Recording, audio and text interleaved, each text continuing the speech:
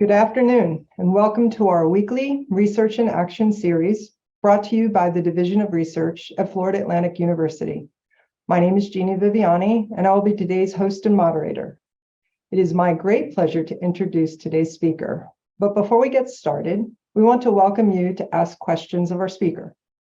Using the Q&A feature of the webinar, please type your questions at any time. At the end of the speaker's presentation, he will answer as many as he can. Dr. Mehrdad Nojoumian received his Ph.D. at the Cheriton School of Computer Science at the University of Waterloo, and his MSc, Masters of Science, from the School of Electrical Engineering and Computer Science at the University of Ottawa, Canada. Dr. Nojoumian is currently an associate professor in the Department of Electrical Engineering and Computer Science, and the director of the Privacy, Security, and Trust and Autonomy Lab at Florida Atlantic University. Dr. Nojoumian's research interests lie in cybersecurity, privacy, AI and society, human autonomy interactions, and cross-disciplinary research on the intersections of computer science and disciplines. The Army Research Labs, the National Science Foundation, Air Force Research Lab, and Cyber Florida, among others, have funded Dr. Nojoumian's research. He was recently granted 2 patents on autonomous vehicles by the U.S. Patent and Trademark Office. He was also inducted into the FAU Chapter of the National Academy of Inventors. And as of today, he is the recipient of the Excellence in Teaching Award from the College of Engineering and Computer Science at FAU. Dr. Nojoumian, welcome, and the floor is yours. Thank you so much for the introduction. So I will proceed and share my slides. So welcome everyone to my talk, and I'm going to talk about understanding blockchain and cryptocurrency.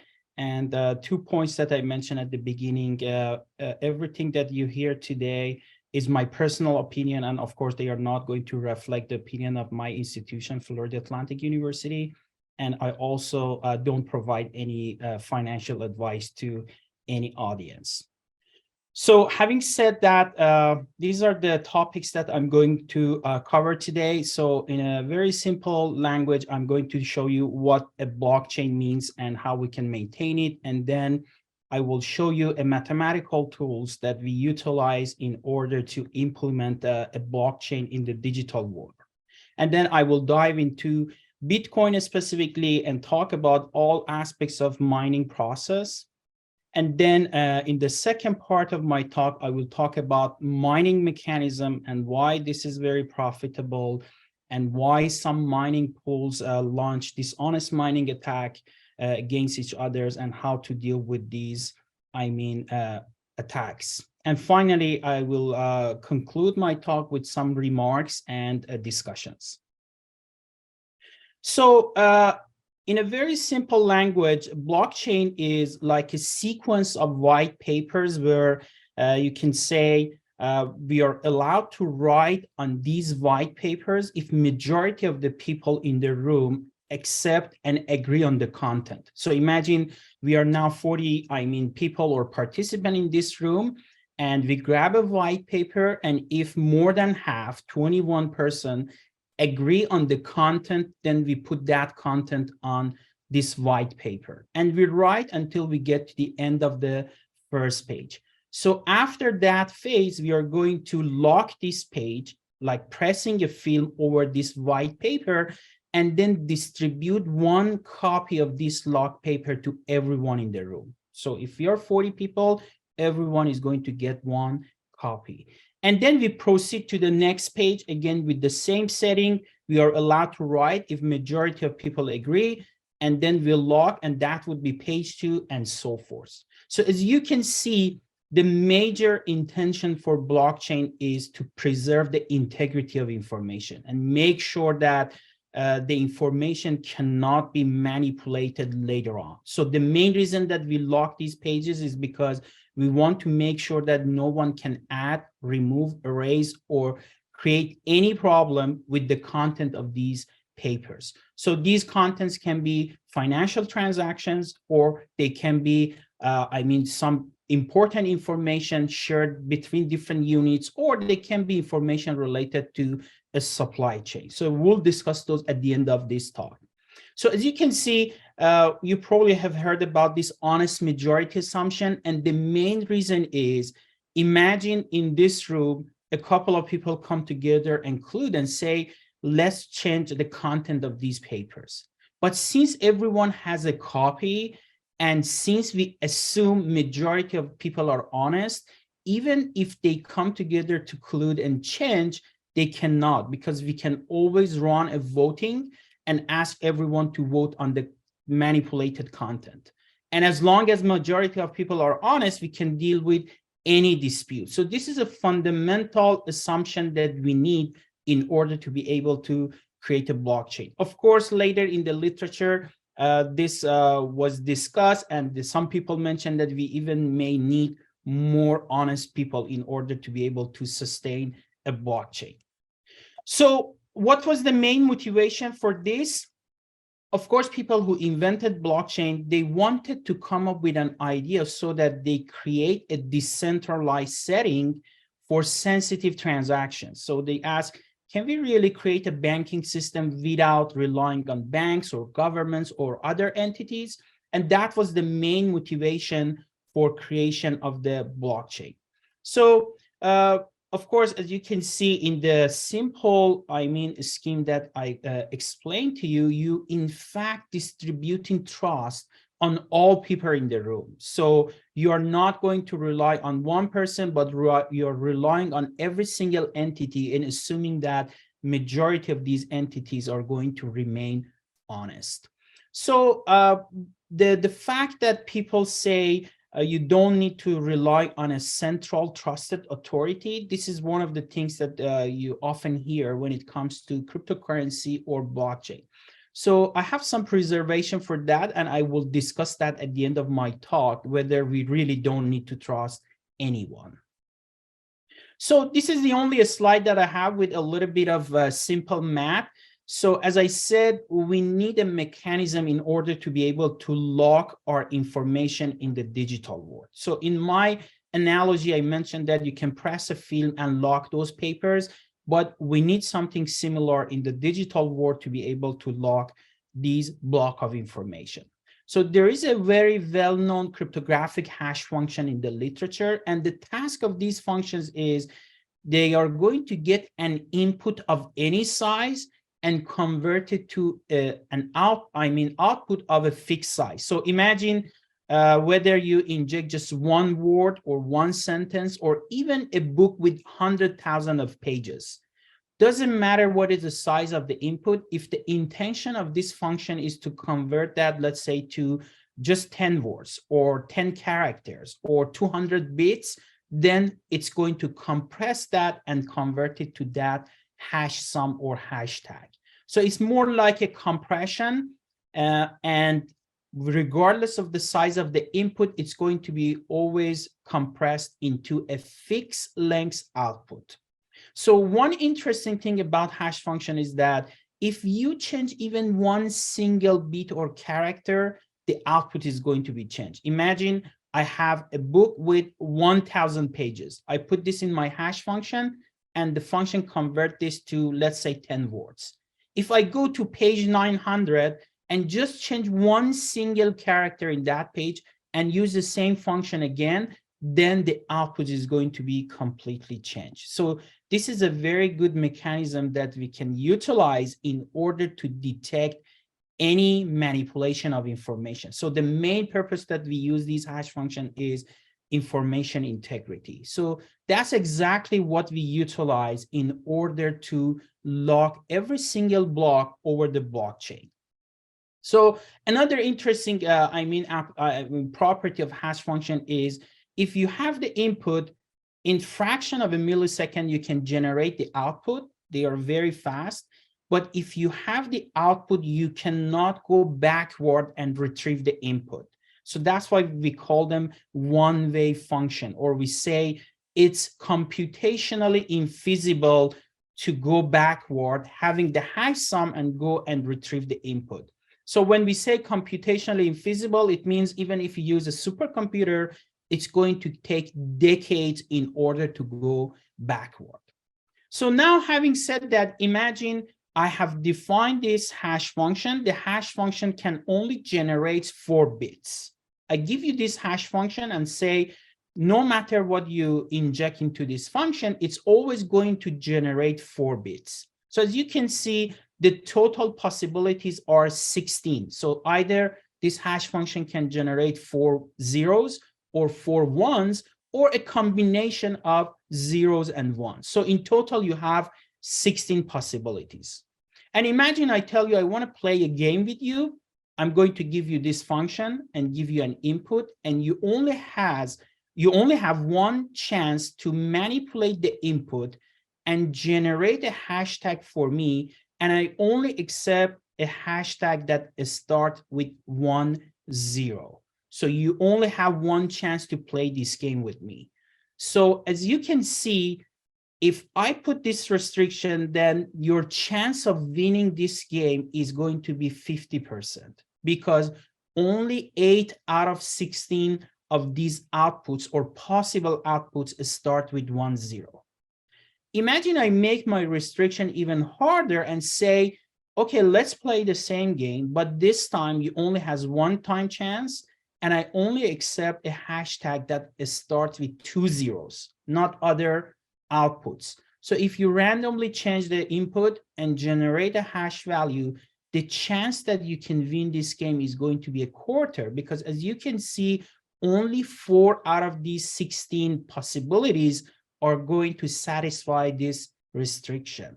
So this is exactly what we call the difficulty factor of mining process, meaning that we put some restrictions on an accepted hash value and then ask miners to generate a hashtag that satisfies that restriction. So for now, just have this, difficulty factor. And when I get to the actual Bitcoin platform, I will explain you how we can utilize this.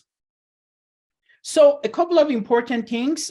When you join the Bitcoin platform, you can either be just a user and say, I just want to exchange, buy or sell, or you can say, not only I want to be a user, but I also want to be a miner, meaning that I want to validate these block of information and help with the locking process.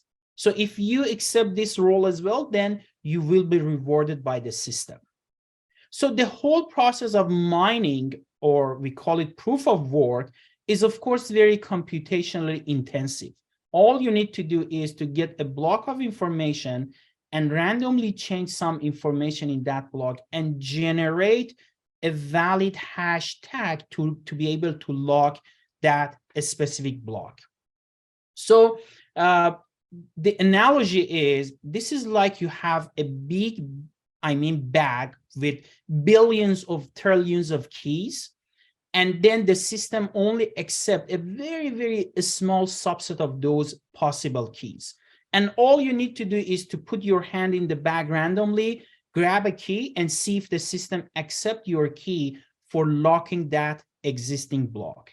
If not, then you have to put your hand again in the bag and retrieve another key and repeat this process until you hit a key which is acceptable to the system.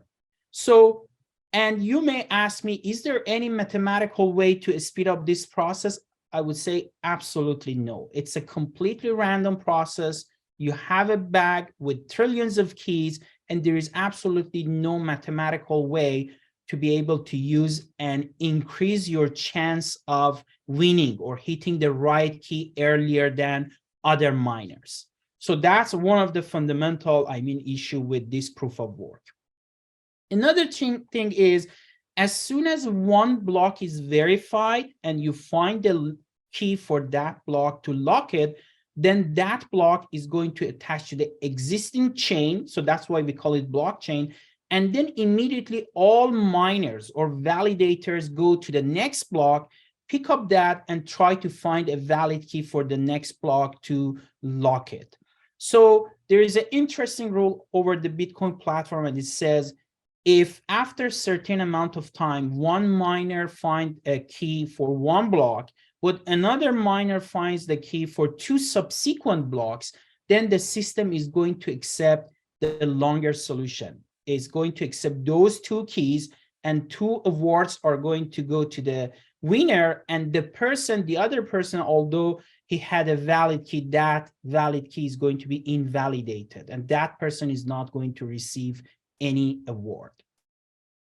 Another thing is, back in the day, it was possible to do solo mining. 10 years ago, you could have a fast, computing device at your home and just join the network and contribute to the mining process and validating and locking these blocks. But these days, this is impossible because this difficulty factor that I explained to you is going to increase constantly over time. And I will tell you why. So for that reason, now you need to join other mining pools. There is a mining pool, and everyone in that pool is going to work under the supervision of the pool manager. And then when a mining pool finds a valid key, that award goes to all people in that mining pool. So this means solo mining is no longer possible. You have to do this mining in collaboration with other people. So interestingly, as soon as you find a valid key for 1 block and accomplish this proof of work, the system is going to automatically mine Bitcoin and deposit that money into your account as an incentive. Otherwise, miners are not going to contribute and help us to lock these blocks. So in 2008, when the system started working, the reward was 50 Bitcoin. And every 4 years, it's going to be divided by half. So currently, it's 6.25 Bitcoin. And of course, although the reward is going to be divided by half, but since the price has gone up constantly, then still, this is a very profitable process to contribute to the mining. So one thing about Bitcoin, despite some other digital currencies, that there is a limit. So there is a limit of 21 million. So meaning that as soon as all these, Bitcoins are mined, then we need to, charge transaction fees for users and collect those fees and then pay those to miners as incentive. Otherwise, they are not going to help us to lock this block of information. So currently 18.5 or something has been mined. So we still have more coins. But as you can see, since the reward is going to be divided by half, it's going to take much longer to get to that limit. But sometime in the future, we get to that limit, and then we need to have transaction fee in order to be able to give incentive and reward to miners. So as you can see, I just checked the price. These days, the price of Bitcoin is almost 23K. So meaning that for 10 minutes of mining, you are going to receive 143K US dollar. And when it was at its max price, 65K last year, miners could gain $400,000 just for 10 minutes of mining. So of course, this is very profitable. So that's why a lot of people like to do mining. But one warning, Florida is probably the worst place for mining because not only the weather is very warm and you need to spend tremendous amount of energy and AC to cool down your computational devices, but also the electricity is not subsidized in the US and including Florida. So usually your balance is going to be negative if you commit to any mining in an area like Florida.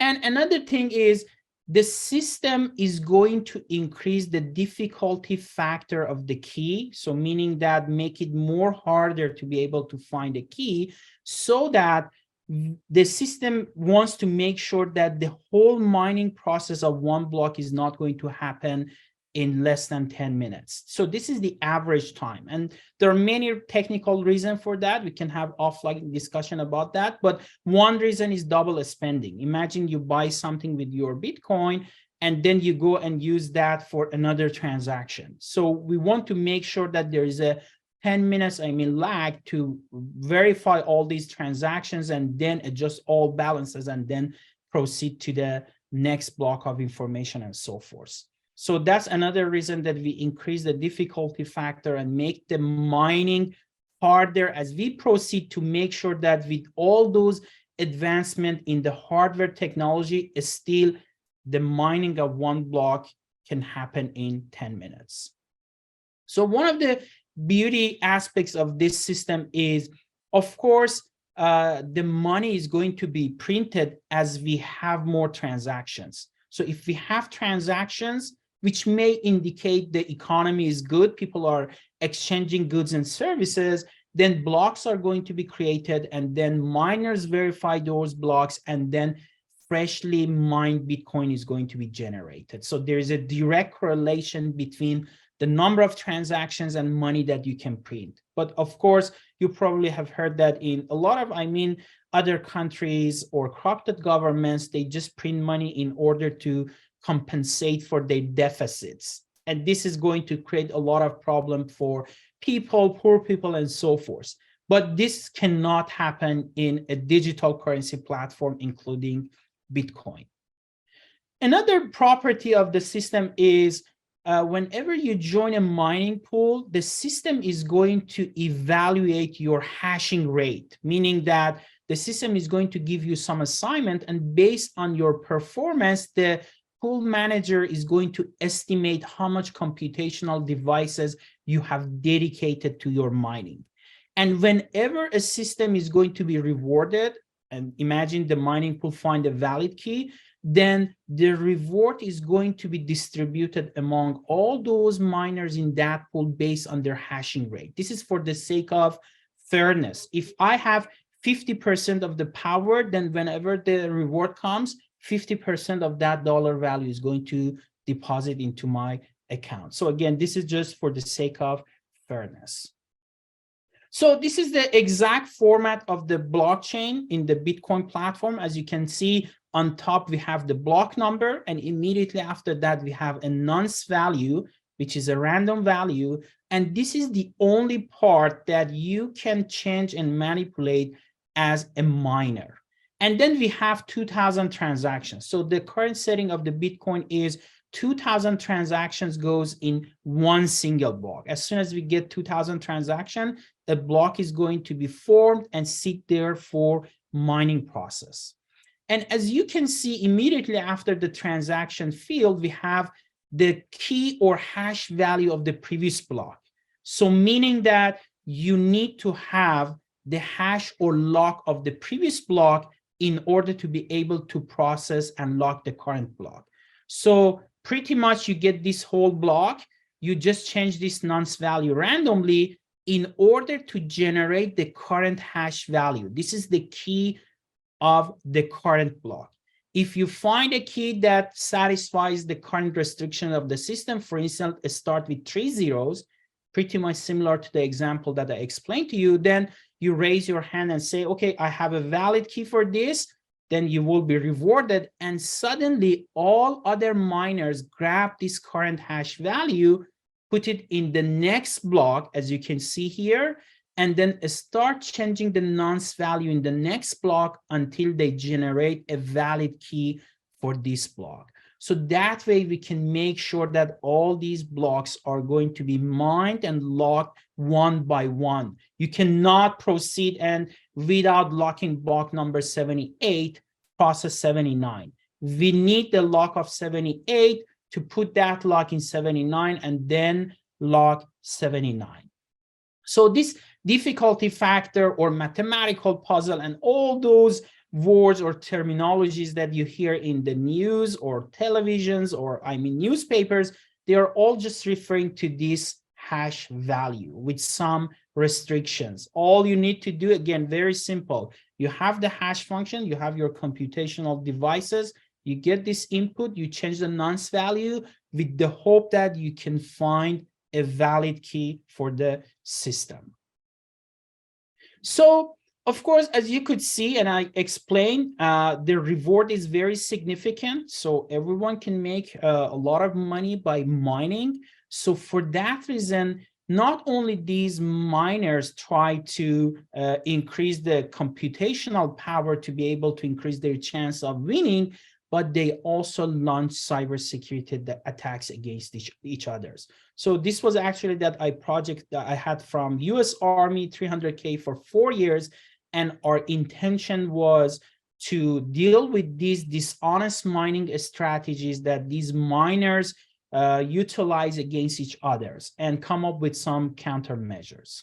So I just go through some of these dishonest mining strategies and see how it works. So the first one is block withholding attack. So imagine I'm in pool number 1, and then I find the valid key for the current block, and I'm not going to announce that to my manager to get the reward. I contact with another pool manager of another mining pool and say, look, I have the valid key. If I announce it in my pool, I have 50% of the hashing rate in this pool, and I get 50% of the reward.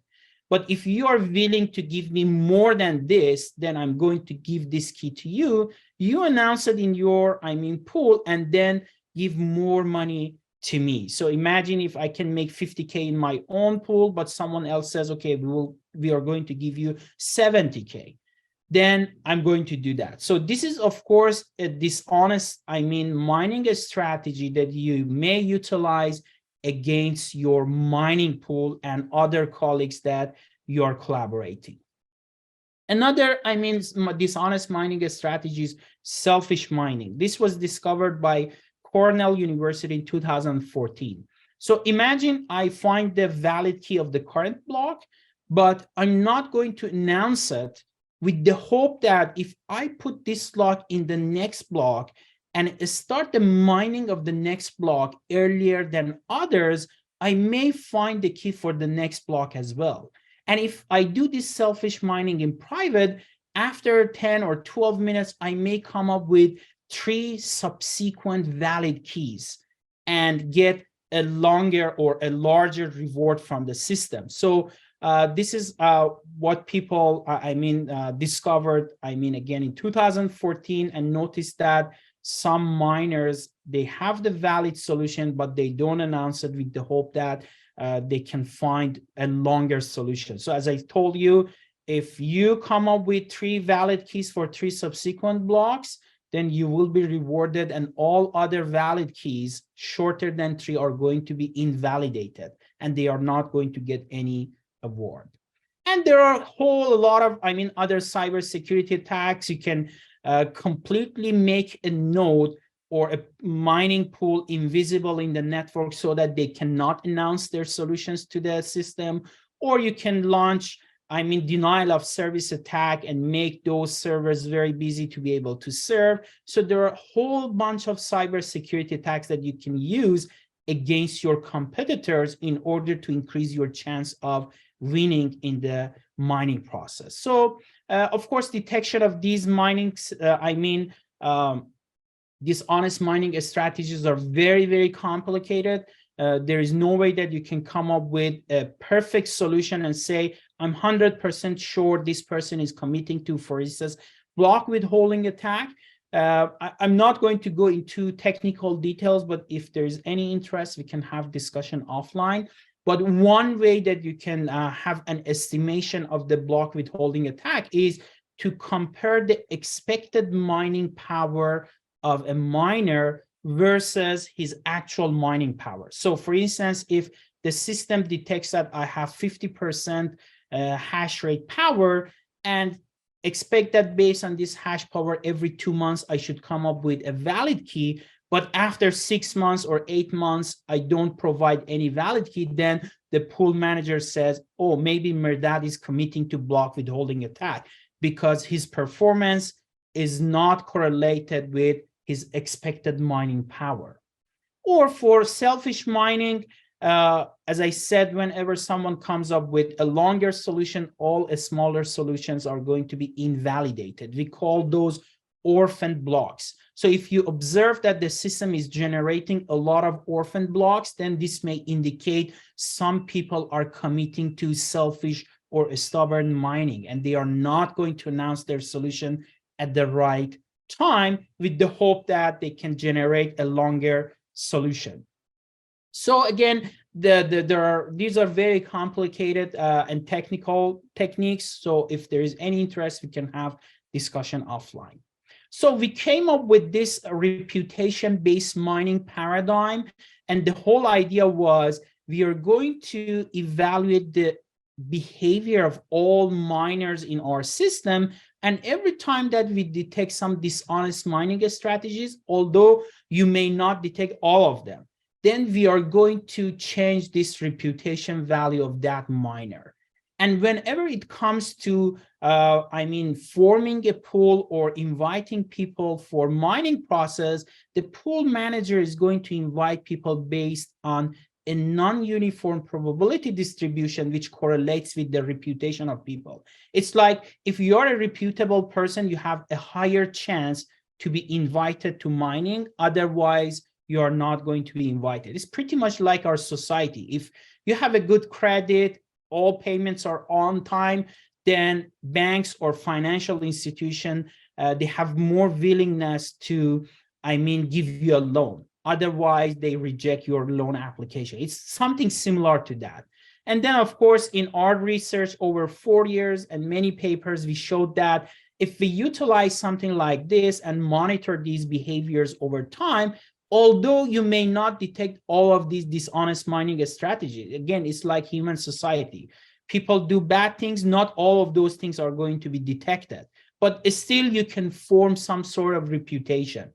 Then the honest mining becomes a Nash equilibrium. So, and the main reason is because people would like to gain more utility over time, being invited to more mining in the future, and not just by committing to some disruptive activity in the current setting and not being invited in the to the future mining process. So again, there are whole mathematical proof. We use this beautiful Nash equilibrium to prove by changing the model of the mining, you can enforce the honest mining and prevent all these miners to commit to dishonest activities.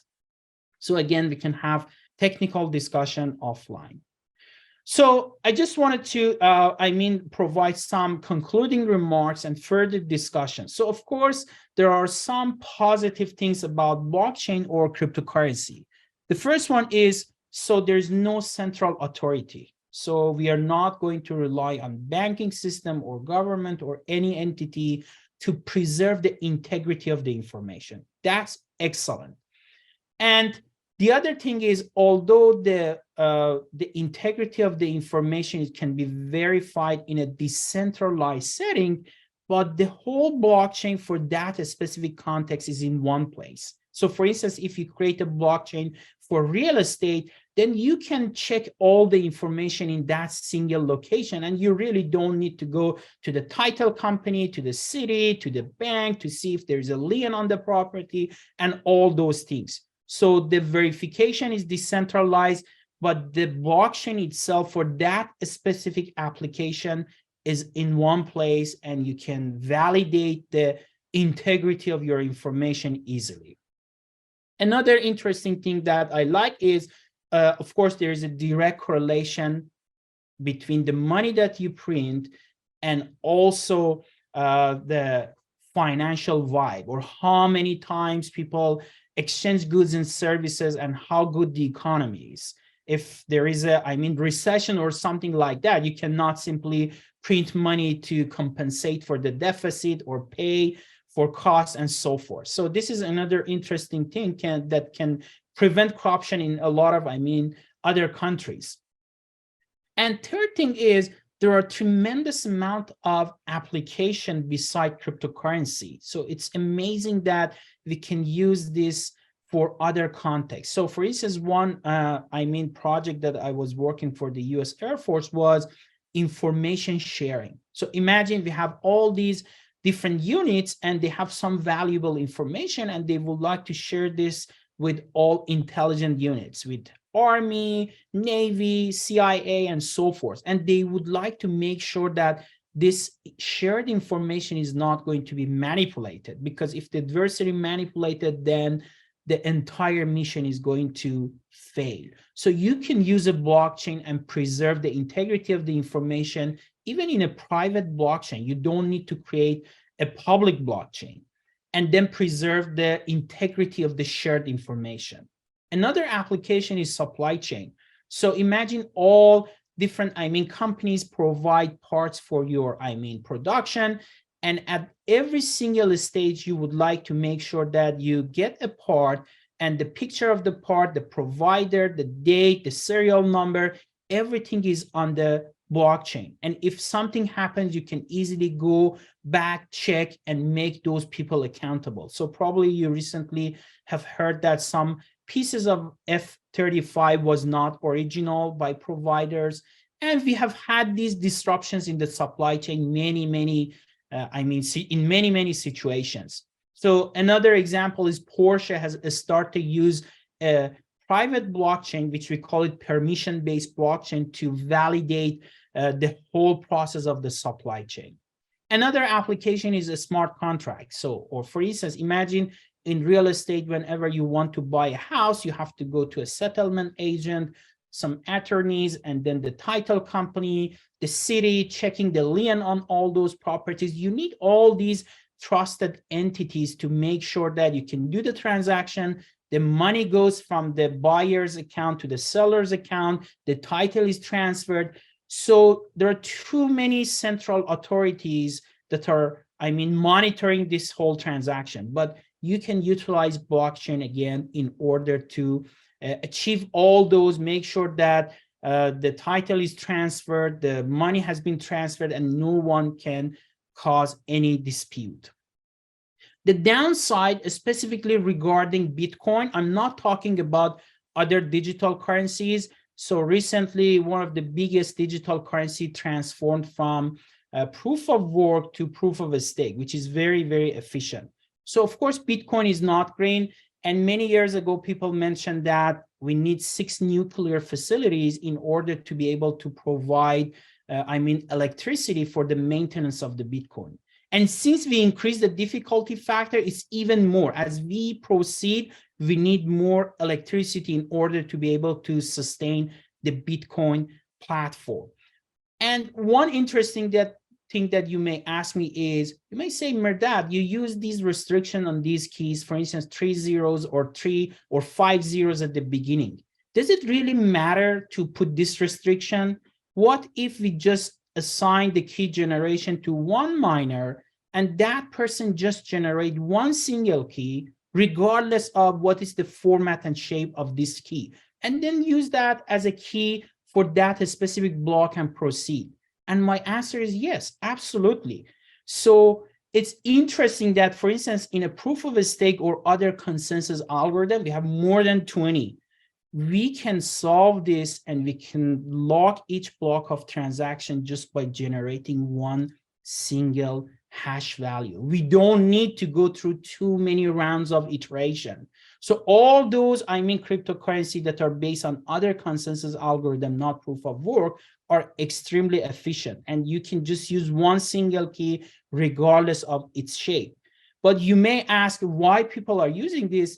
To me, I have been in computer science for over 25 years, and I can say that this is the most inefficient solution with such a large adoption because of human factors. So people who invented Bitcoin, they never expected that this is going to be a worldwide currency and it's going to be scaled this much. So oftentimes in the computer science, we come up with just one early solution to do a proof of concept and show that this problem of decentralized setting can be solved, but that early solution may not be the best solution. So oftentimes we like to use kind of puzzle type of solution to, provide our proof of concept solution, but that does not mean that this is the best solution. So, but again, surprisingly, this happened to the Bitcoin, and it was adopted. A majority of investors or people who buy Bitcoin, they even don't know how bad is this proof of work. And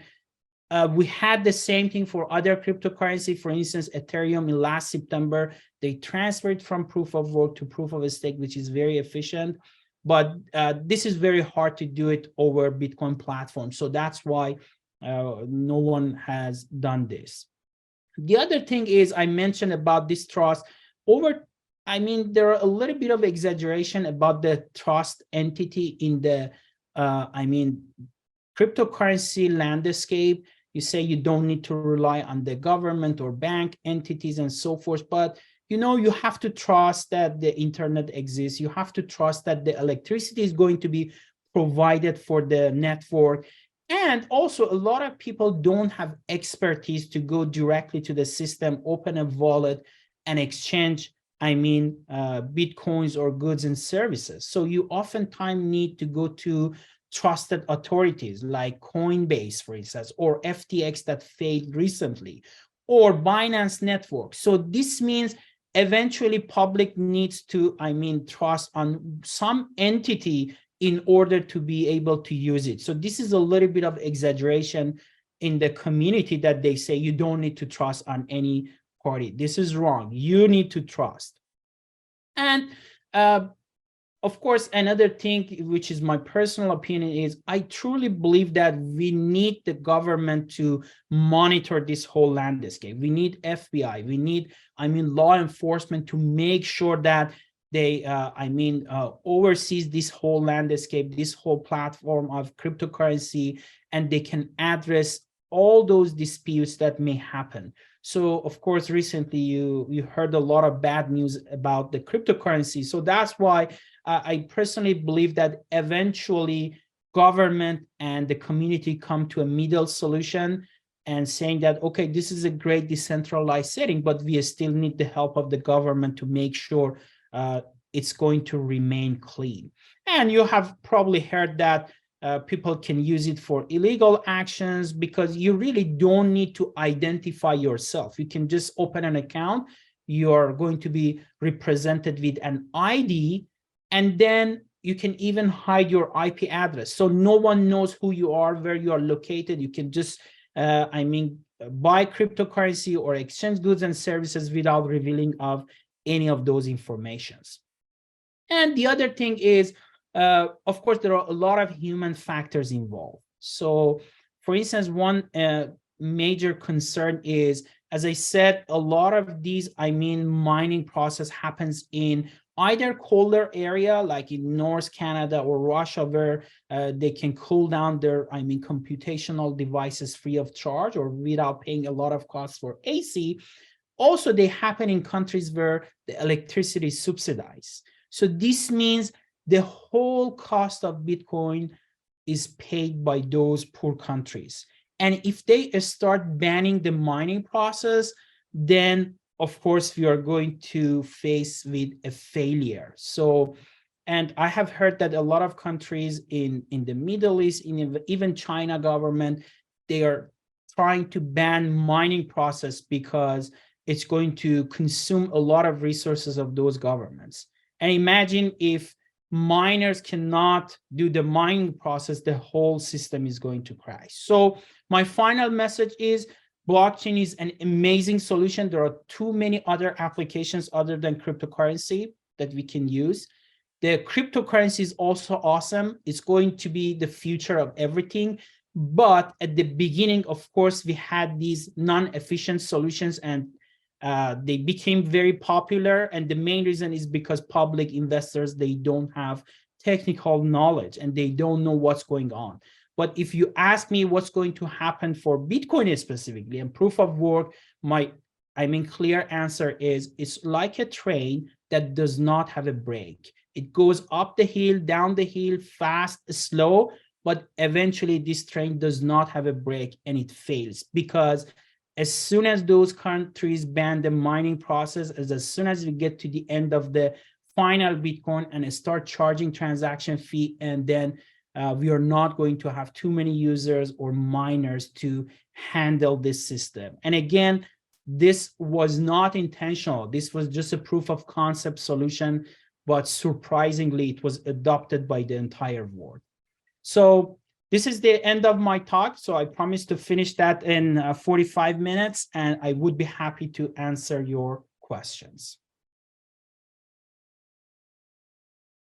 Thank you so much, Mehrdad. That was a very interesting and easy to understand relative to what Bitcoin is and what most people are used to. Before I jump into some of the questions, there were a few questions regarding the graduate seminar. Please reach out and we could certainly work with the faculty of the graduate seminar to ensure whoever was registered in attendance for the research in action. So one of the very first questions from Ishwar, Bitcoin has a limit on total coins. Do other cryptocurrencies also have such a limit? No, there is, for instance, Ethereum is one which does not have any limit. You can generate as much as money that you can and print based on the number of transactions that you have. And a lot of other coins are also like Ethereum, so there is no limit. It's like those coins that have limit, we categorize them as token, and those that they don't have any limit, we categorize them as actual currency. So but as I said, the community learned a lot of things, and there are too many other, coins without any limit, including Ethereum. Great. Kyle mentions a great point on the need to trust and growing centralization by big companies like Coinbase and Binance. Do you see the crypto market evolving to look much like the standard banking system, especially if the mining process goes away in developing countries that don't have the resources? Not very much like the traditional banking system, because still you really don't need those central authorities. You just need to oversee these, intermediate, platform like Coinbase. And still, this is the society and the number of transactions that defines how money should be printed in the society. And there are a lot of flexibility. And the transactions are very easy, specifically in other coins other than Bitcoin. So the exchange of goods and services and the whole mining process. So I believe it's not going to become like the traditional banking system, something way more efficient and way more in the hand of society than governments or other entities. Okay. Ishwar has another question. Can you briefly explain proof of stake? So the proof of stake is like you go and announce that you would like to do the mining, and you put some money in. It's like you put some credit to show your interest. And the system, based on some random process and a specific algorithm, is going to pick up one person to do the next round of mining. But if you put more money, you are going to have more chance to be selected as the next miner. And this is the whole idea. Of course, there are lots of, complication in the algorithm, but the best thing is you just generate one single hashtag, and that single hash is going to be used for the lock. You are not going to randomly put your hands in the bag and try billions and trillions of keys and produce a lot of carbon dioxide for the planet. Got it. Very good.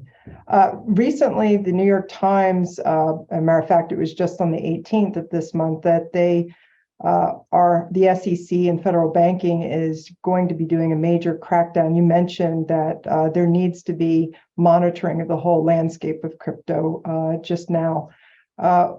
Would it be better for the crypto agencies, for the cryptocurrency market to come forward and try to help self-regulate? One of the things that you mentioned was the notion of reputation as being part of that conversation. Where do you see that going? In what direction for that? Yeah, of course. As I said, this is going to be the ultimate destination. I believe the academic community will accept this, and we need these entities to come and monitor, because the experience in the last couple of years has shown that a lot of people try to steal money from other people's wallet, and or what happened for FTX, a lot of people lost their money. So all of this means we need the government, we need those regulations. And also, of course, some people have the incentive to use this in order to avoid paying tax, but ultimately a lot of these collected tax are going to be used in our society to provide, facility and infrastructures for everyone.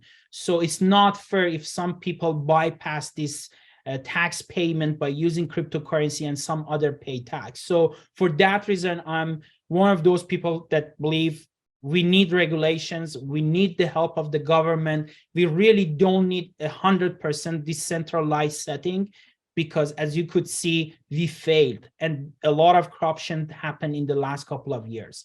And if we come up with some middle solution, some regulation, some monitoring by the government, then it would be perfect. We use the best of both worlds. We just got another question. Can you explain the basics of how ISO 20022 will affect the cryptocurrency and traditional financial institutions in March of 2023? So I'm not familiar with that acronym or what exactly you mean, but if you can provide a little bit more of, clarification, then I can better address it. Okay. I didn't know what it meant. I didn't know what it meant either. So I just figured I'd read it just like that. There was another question I had as well when you were going through your slides, and it had to do with the value of the Bitcoin, and every 4 years it's being reduced in half. But the question that I have kind of ties to like a general investor, somebody who is kind of wanting to dabble in crypto securities, and I know you don't offer financial advice, but walk me just briefly through the how do you get from a cryptocurrency to getting an app like Coinbase and purchasing a piece of cryptocurrency? So first of all, the division that I mentioned, that every 4 years the reward is going to be divided by half, and that reward is just for the miners, but that doesn't correspond to the value of the Bitcoin. So if you are a miner and if you use the Bitcoin, this is how the incentive mechanism works. Every 4 years, the incentive is going to be divided by half. Of course, if the price goes very down, then none of those miners is going to show any interest to mine. And that's another threat for the failure of the Bitcoin. But overall, Coinbase is relatively a trusted, entity, because it's based in the US. And I think they also have collaboration with the US government.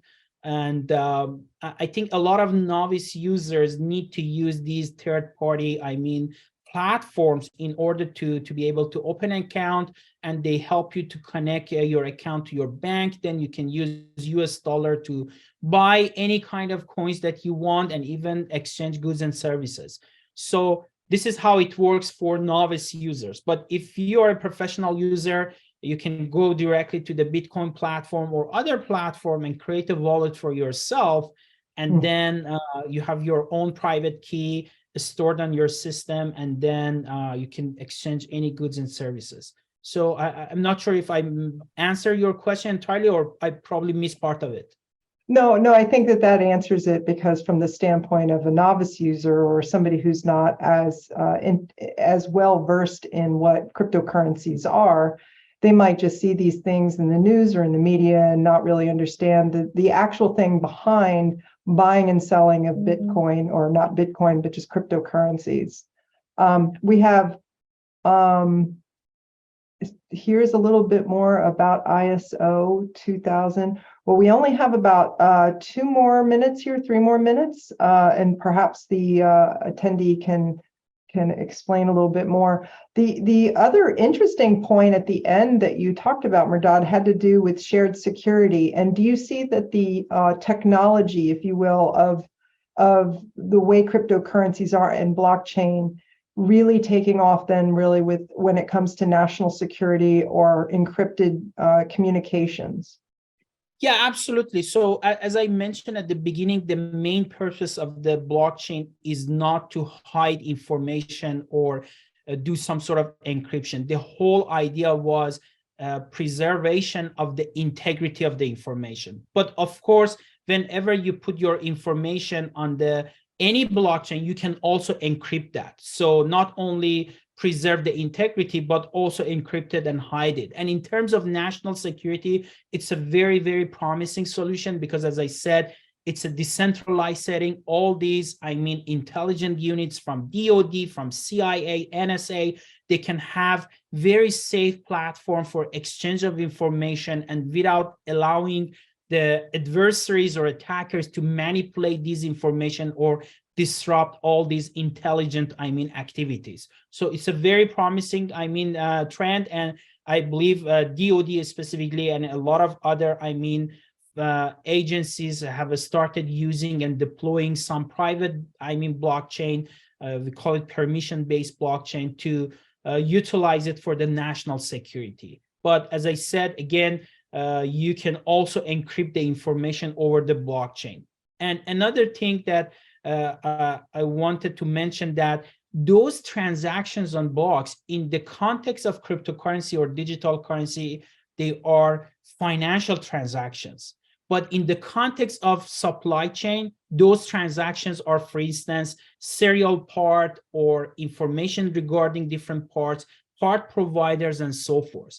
In the context of real estate, those transactions are related, for instance, to the title of the home or whether there's a lien on the home or not. So the information on blockchain, although we call it transaction, they can have different meaning in different contexts. Oh, gotcha. Okay. We had a bunch of other questions come in, but we're very close to time. So let me just ask one more, and then hopefully we can get some of the other questions and answers later on. So there seems to be a lot of cryptocurrencies and coins. Which ones beyond Bitcoin, Ethereum seem most technically and commercially feasible? So I know you want to get some hints for financial advice. I'm not going to mention that. So, but if you go to any of these platforms like Coinbase, for instance, they have provided the entire description of those coins, the market capital and the number of coins, the rate of buying and selling and all those things. And also they have stated the type of the consensus algorithm that they are going to use. Majority of these recent coins using something like proof of stake, very efficient. Proof of work is something retired, but they cannot change it over the Bitcoin. And surprisingly, it's still the #1 coin. And another thing that I would like to highlight is some of these, they are not really coin, they are token. There is a very specific limit on those. And if you search the Google, you will see that we have close to 70 different categories of coins and tokens. So for instance, in the tourism industries, some hotels and entertainment industries, they have started to create coin for themselves, which is like a token. You can use those tokens to reserve your room or do whatever you want. So, but overall, just read the descriptions over those platforms because I don't want to specifically mention any specific coins or tokens. Probably the safest thing to end on, right? Well, we are now at 2 o'clock. And again, thank you so much for the presentation and all the questions. There are a couple of other questions, but we can share them with you later, Dr. Nojoumian. And thank you again. And have a great day, everyone. My pleasure. Have a great day. Bye-bye. Bye-bye.